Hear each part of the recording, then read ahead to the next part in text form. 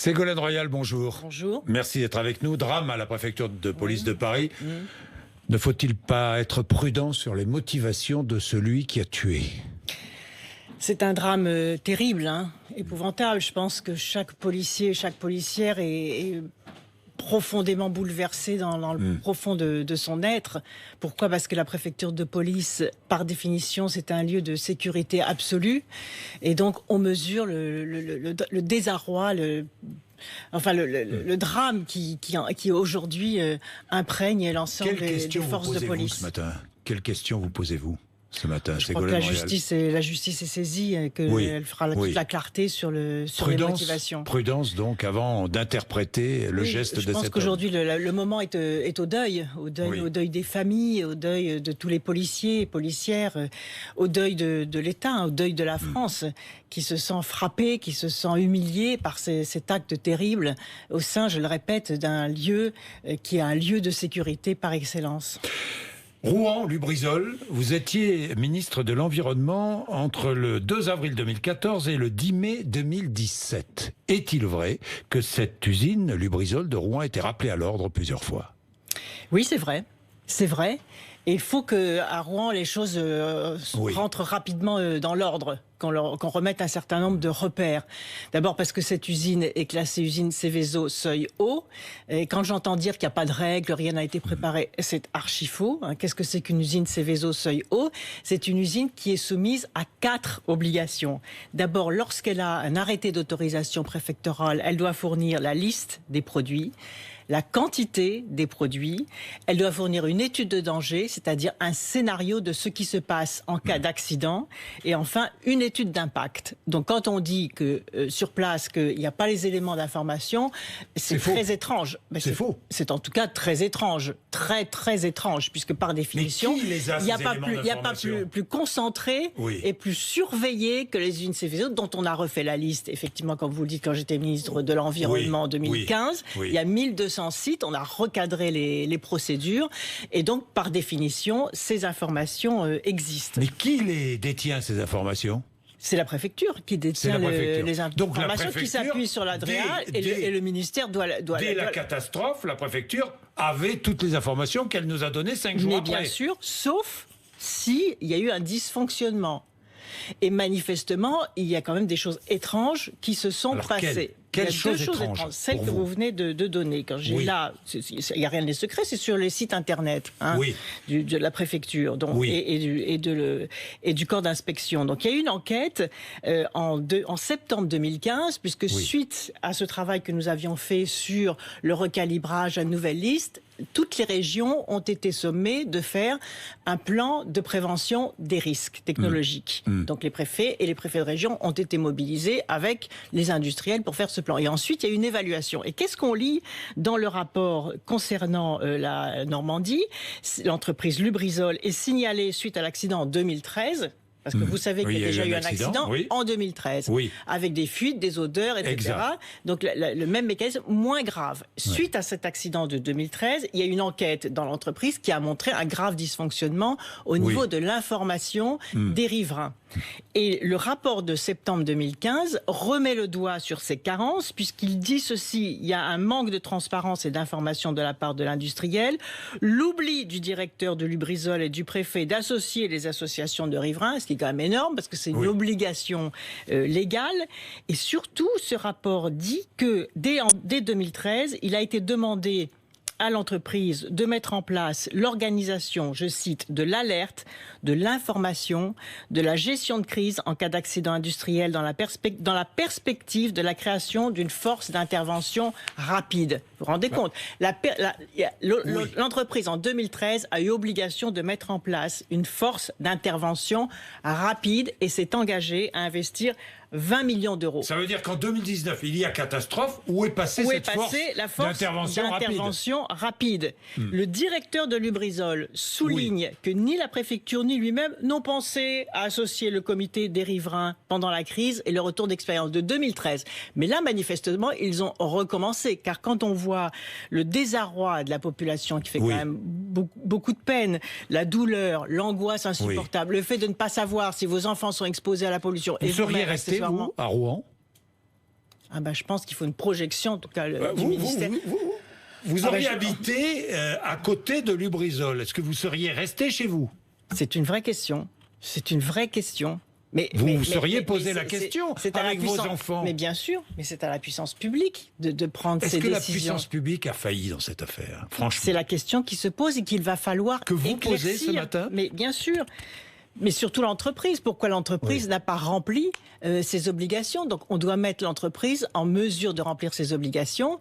Et à ce moment-là, il faut une substitution de l'autorité publique pour protéger la santé publique. Car ce qui est mis aussi dans ce rapport, c'est que, et ça c'est l'Agence régionale de santé. Pour que l'Agence régionale de santé attaque un directeur, un industriel, en faisant part du manque d'empathie de gestion de crise envers les populations, c'est-à-dire du mépris des populations dès 2013, on ne comprend pas pourquoi l'entreprise n'a pas été mise sous surveillance et surtout pourquoi, en janvier 2019, le préfet, c'est sur le site de la préfecture, a autorisé un nouveau stockage de matières dangereuses de 1598 tonnes en dispensant l'entreprise de l'évaluation environnementale. Et ça, c'est grave. Ça pose question, en tout cas, je ne vais pas évaluer. Ça pose question. Pourquoi est-ce que le préfet autorise, alors que l'entreprise est déjà critiquée par un rapport d'inspection, n'a pas rempli ses obligations après le premier accident de 2013, pourquoi le préfet autorise 1598 tonnes de matières dangereuses en janvier dernier, en dispensant l'entreprise que l'on sait être une entreprise un peu voyou, disons les choses, pour ne pas dire voyou, à l'évaluation. C'est une entreprise, c'est ce qu'on appelle les entreprises voyous, les entreprises qui ne respectent pas leurs obligations, qui méprisent, et c'est écrit dans les rapports, la population locale, c'est pas bien. Or, c'est une entreprise qui a beaucoup d'argent. Ça veut dire quoi, c'est une entreprise qui a beaucoup d'argent. Si vous étiez ministre de l'Environnement, Premier ministre, qu'est-ce que vous exigeriez là? Je pense que la première chose, c'est de porter plainte pour mise en danger de la vie d'autrui. Parce que ça vous demandez au gouvernement, aux autorités? Pas seulement le gouvernement, je pense que les associations locales, la mairie, la région, l'État doivent, à mon avis, sous réserve d'examen, mais déposer plainte pour mise en danger de la vie d'autrui contre l'usine, parce que ça permettra quoi? Ça permettra des investigations, ça permettra des expertises, et ça permettra aussi de faire comprendre à la population que les choses sont prises au sérieux. Deuxièmement, il y a une urgence, c'est le nettoyage des suies. Parce que dans les suies, on ne sait pas. Vous voyez, chez les gens, tout ça, on ne sait pas ce qu'il y a. Donc il y a à la fois le contenu des suies et la durée d'exposition aux suies. Et donc il faut faire payer immédiatement par l'entreprise un nettoyage industriel, parce qu'il ne faut pas que les gens nettoient d'eux-mêmes, ou s'ils le font, il faut qu'ils mettent des masques, car les suies qui sont déposées aujourd'hui sur les meubles, sur les murs, dans les rues, sur les objets, correspondent aux suies qui sont, par exemple, dans un moteur de poids lourd. Donc, si vous respirez ça, c'est quand même pas terrible. Donc, je pense que l'entreprise, aujourd'hui, a la responsabilité, aujourd'hui, demain, de prendre en charge un plan massif de nettoyage industriel de tous les habitants qui sont concernés par ces dépôts. Est-ce que l'entreprise a failli depuis la catastrophe? Ça fait plus de 8 jours. Est-ce que l'État a failli? Je pense que l'État n'a pas failli. Les ministres se sont déplacés, le Premier ministre se sont déplacés. La responsabilité de transparence... Est-ce qu'Emmanuel Macron aurait dû se déplacer? Honnêtement, je pense que le Premier ministre était là. En revanche, ce que je pourrais peut-être lui suggérer... allez-y, c'est d'appeler Warren Buffett. Et de le faire venir à Paris. Parce que voilà un patron. Vous savez que Warren Buffett, qui est un multimilliardaire américain, a acheté les usines Lubrizol. Il a donc beaucoup d'argent. Et donc, le mettre devant ses responsabilités, le faire venir à Paris, lui faire rencontrer les riverains et surtout lui faire payer très rapidement, sans attendre une décision de justice. Parce que vous savez, souvent, les entreprises qui sont responsables jouent le temps comme ça. Elles attendent les décisions de justice. Non, c'est aujourd'hui que la santé des citoyens est en cause. C'est aujourd'hui qu'il faut nettoyer, prendre en charge les choses. Et j'ajoute aussi qu'il y a eu quelque chose de très grave qui s'est passé. C'est que les policiers, les pompiers qui sont allés sur place sont allés sans protection. Or, dans le plan qu'on évoquait tout à l'heure, d'intervention rapide, massif, en cas d'accident... Il était prévu des protections. Mais c'est la moindre des choses. Donc, comment se fait-il que l'usine n'ait pas mis à disposition de ceux qui sont allés au front les moyens de protection? Et puis enfin, puisque vous me posez la question, Attendez, il y a un débat de démocratie participative, vous avez vu, qui commence. Oui. Mais comment se fait-il qu'à Rouen, il n'y ait pas un débat de démocratie participative sur ce qui s'est passé ? Vous voyez, la démocratie participative, c'est pas seulement sur la théorie ou sur ce qui va se passer dans quelques années. C'est ici et maintenant, quand il y a des crises comme ceci, des angoisses de la population, mais on fait une réunion publique et donc voilà un bel exemple de démocratie participative à mettre en place en situation de crise, que le directeur de l'usine vienne s'expliquer devant la population, que les experts chimistes viennent devant la population débattre de ces sujets-là et que les citoyens soient considérés comme majeurs, responsables, capables d'accéder à l'information pour pouvoir agir collectivement et correctement. Bien. Puisqu'on parle d'écologie, d'environnement, la Convention citoyenne sur le climat débute. Est-ce que c'est un gadget pour vous ? Est-ce que vous la trouvez utile, cette convention ? Avec ces citoyens tirés au sort qui vont suggérer, qui vont réfléchir à l'amélioration de notre environnement. Ensuite, ce sera pris en compte, nous dit-on, ce sera pris en compte à travers des décrets, à travers peut-être des lois ou à travers un référendum. Est-ce que c'est utile ? Oui, c'est utile. Je pense que c'est une excellente idée. C'est pas moi qui vais la critiquer, puisque vous vous souvenez que les jurys citoyens, j'en parlais déjà il y a 10 ans, je les avais mis en place en Poitou-Charentes. C'est une bonne idée. C'est une façon de revivifier la démocratie, non pas de remplacer la démocratie représentative ou la démocratie sociale, mais c'est une bonne façon de montrer une considération à l'égard des citoyens, d'avoir aussi une biodiversité, si j'ose dire, de ces citoyens dans une salle. Ça, c'est toujours intéressant, cette confrontation. Et je suis sûr que ça va donner de bons résultats. Oui, mais il faut des actes. C'est ce que demandent tous ceux qui s'inquiètent du climat, de la détérioration de notre climat. Il faut des actes. Bien sûr. Et quand je regarde le budget, 16 milliards d'euros de niche fiscale sur la taxation des énergies fossiles. 16 milliards d'exonération. Eh ben l'aviation, les transports, le BTP, les agriculteurs, 16 milliards. C'est énorme. Mais il faut que ça Alors diminue. qu'il faudrait 16 milliards ou 18 milliards par an pour améliorer notre environnement. Mais vous avez tout à fait raison. Ça s'appelle la financière, c'est-à-dire qu'il faut transférer la finance polluante vers la finance verte. Et ça, on pourrait imaginer, par exemple, que ça puisse se faire aussi au niveau européen, puisqu'il va y avoir un Green Deal, pour employer le mot à la mode, au niveau européen. Ben, voilà un chantier très important sur lesquels l'ensemble des pays européens pourraient se concentrer pour qu'il n'y ait pas ensuite, vous le comprenez, de concurrence décalée entre les différents pays s'ils ont des fiscalités différentes, mais une décision globale au niveau européen est rapide. Ce sera en effet un très bon... écologique européenne, une fiscalité écologique européenne qui diminue effectivement, voire et qui supprime à terme toutes les subventions aux énergies fossiles. C'est quand même la bonne cohérence. C'est incohérent avec la conférence de Paris sur le climat. On ne peut pas le faire, bien évidemment, du jour au lendemain, sinon on fragilise les secteurs entiers de l'économie, mais il faut vraiment une programmation et une clarification des échéances qui permettent le transfert de ces aides aux énergies fossiles, aux aides à la croissance verte. Est-ce qu'aujourd'hui, on est sur le chemin de la neutralité carbone en France ? Franchement. Dans certains domaines, oui. Je pense que les territoires se bougent énormément. Il y a des préoccupations quand même très fortes sur la question d'isolation énergétique. Les économies d'énergie montent en puissance. Les énergies renouvelables aussi sont en train de se déployer. Regardez l'éolien en mer, alors, par exemple. l'éolien qui est très critiqué, j'ai vu. Il y a certains qui critiquent l'éolien. Écoutez, en disant les que mêmes c'est qui critiquent... un gaspillage. C'est insupportable. C'est insupportable. Et les mêmes qui critiquent... Ça, c'est des gens qui critiquent tout par définition. Mais les mêmes qui critiquent les énergies fossiles critiquent maintenant les énergies renouvelables. Il y a l'éolien bien fait et l'éolien qui est mal fait. Mais l'éolien, c'est quand même une énergie non polluante. Donc, il faut accepter les énergies renouvelables. Certains contestent même des panneaux solaires sur les toits. Enfin, où va-t-on ? Donc, il faut savoir aussi ce que l'on veut. Si l'on veut vraiment le développement des énergies renouvelables, il faut aussi arrêter de tout critiquer par définition. Et l'épandage des pesticides ? Qu'en pensez-vous ? 5-10 mètres, c'est raisonnable ou pas ? Non.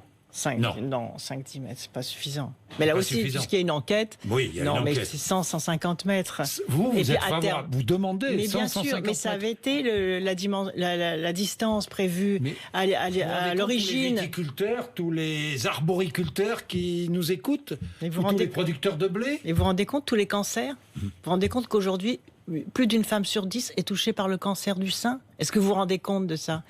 C'est dû à quoi, ça? C'est dû aux pesticides. Donc, qu'est-ce qu'on veut dans une société? Et vous avez vu ce que ça coûte aussi aux contribuables, la santé? Qu'est-ce qu'on veut? On veut de la prévention?